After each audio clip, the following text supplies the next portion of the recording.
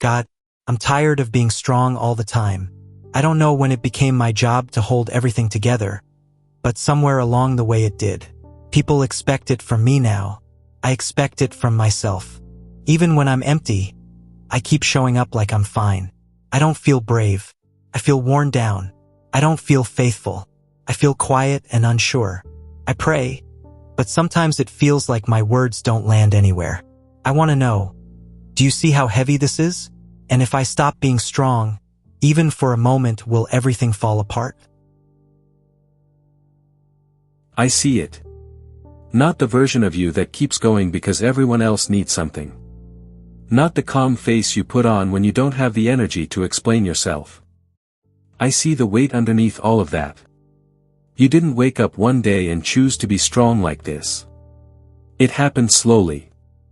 Each time something broke and you were the one who stayed standing. Each time someone leaned on you and there was no one to lean back on. Each time you told yourself, just get through this, and then another thing came right after. Strength became a habit before it became a burden. And now your body remembers it even when your heart is asking for rest. You're tired because you've been carrying more than what was ever meant to be carried alone. Not just responsibilities, but expectations. Unspoken roles. The pressure to not fall apart because you don't feel like there's room for that. You ask if I see how heavy this is. I do. I see how your shoulders tense even when you're sitting still. I see how your thoughts don't really stop, even when the room is quiet. I see how you measure your worth by how much you can endure. And I need you to hear this clearly, without drama or distance. Being strong all the time was never the goal. There is a difference between strength and survival. You learned survival very well. It kept you moving when stopping didn't feel safe. It helped you adapt, stay alert, stay useful. But survival asks you to stay guarded. It doesn't teach you how to rest without fear. You worry that if you stop being strong, everything will fall apart. That's not a small fear. It comes from experience. From moments where you had to hold things together because no one else did. From times when weakness felt costly. So when you imagine letting go, your mind fills in the worst possible ending. You imagine loss. Disappointment. Being left alone with the mess. That fear makes sense. It didn't come from nowhere. But strength was never meant to be your identity. And exhaustion is not proof that you're failing. You've been strong for so long that you don't know who you are without the tension. Stillness feels unfamiliar. Rest feels undeserved. Even peace can make you uneasy because it asks you to trust something you can't control. I'm not asking you to suddenly drop everything.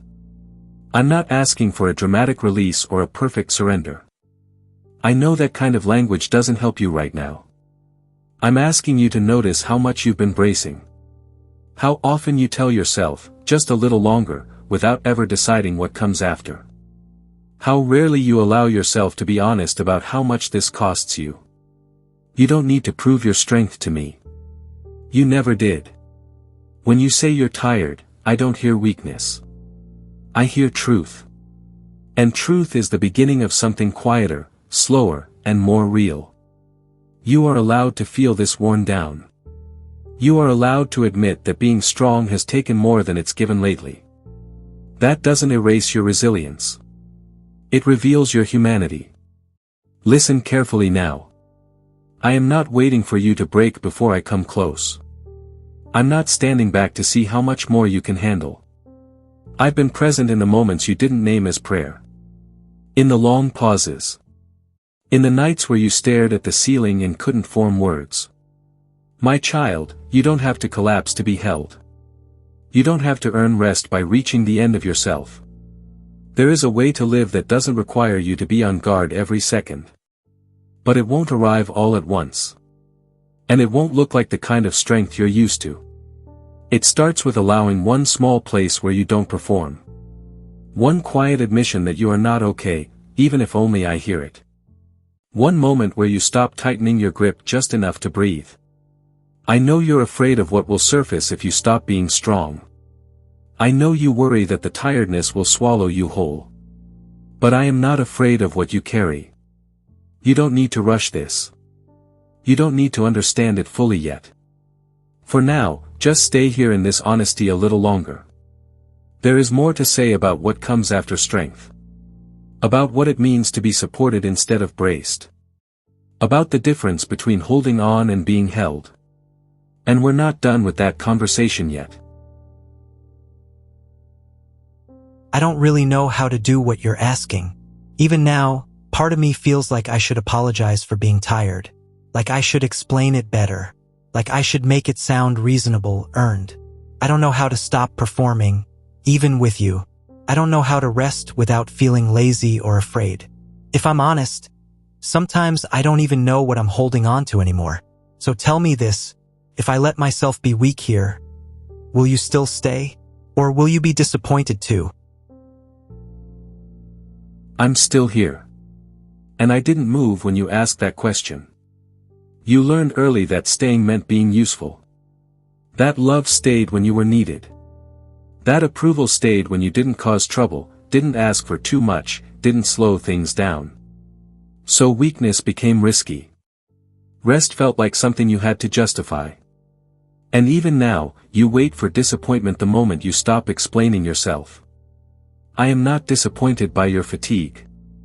I am not measuring you by how well you hold together.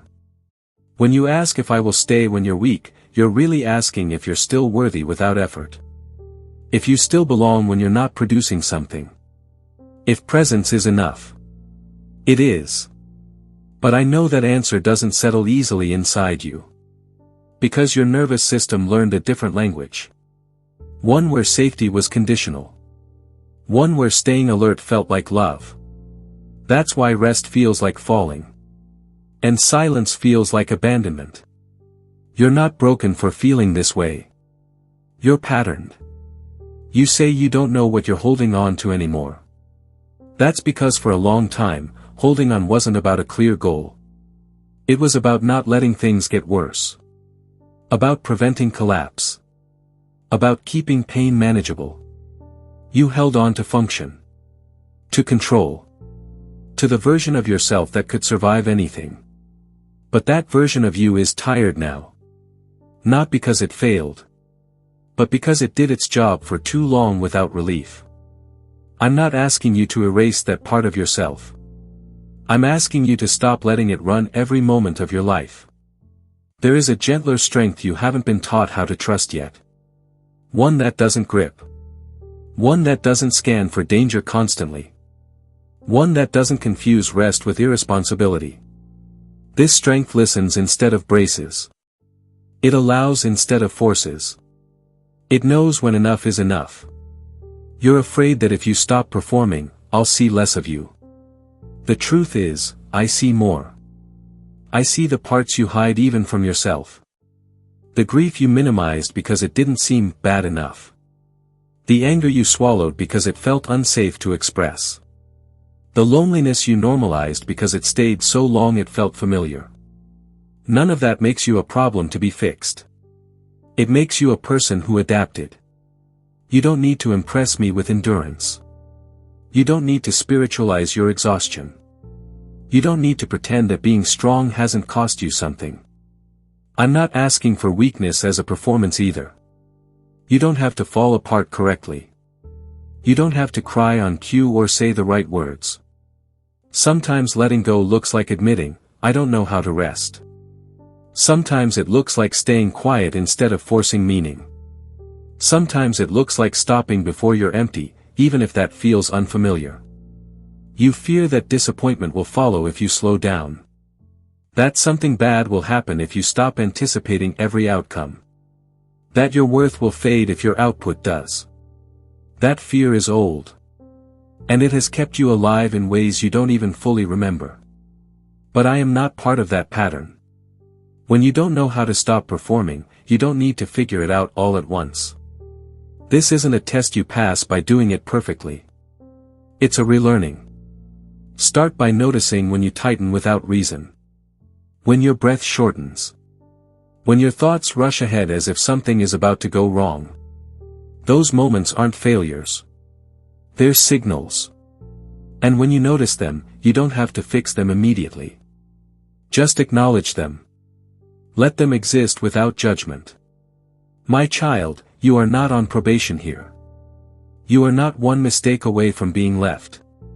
You are not tolerated because of your strength. I stay because you are you. Not because you're useful. Not because you're resilient. Not because you keep going. You asked if I would still stay if you let yourself be weak here. I am staying right now, while you're unsure, tired, and unconvinced.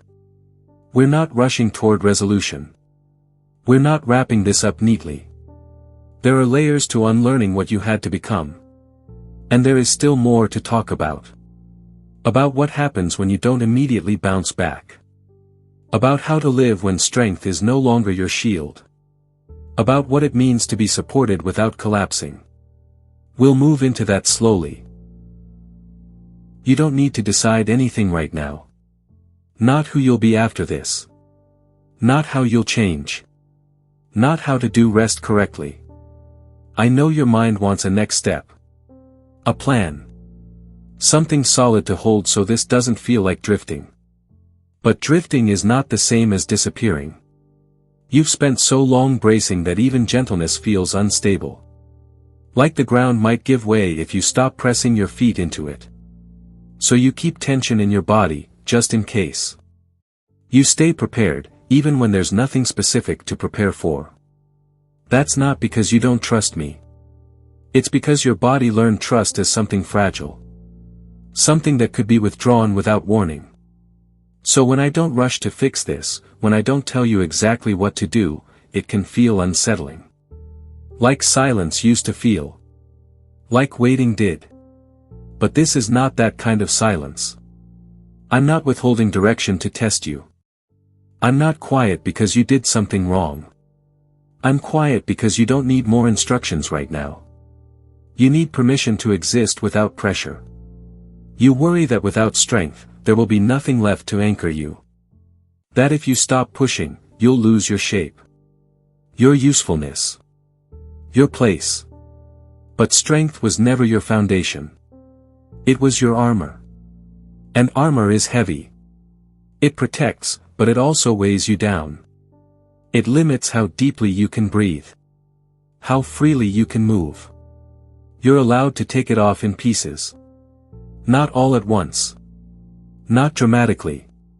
Just enough to feel the air again. Sometimes that looks like saying no without explaining yourself. Sometimes it looks like not responding right away. Sometimes it looks like letting a day be unfinished. I know part of you resists that. Because unfinished once meant unsafe. Because loose ends once had consequences. Because slowing down used to invite loss. That history matters. I'm not asking you to forget it. I'm asking you to stop letting it decide everything. You don't have to trust the future to rest in this moment. You don't have to believe things will turn out well. You don't even have to feel hopeful. All I'm offering is this. You don't have to hold yourself together here. My child, you can sit without performing. You can be quiet without disappearing. You can be tired without being in danger. Notice how even now, you're still breathing. Even without effort. Even without strength.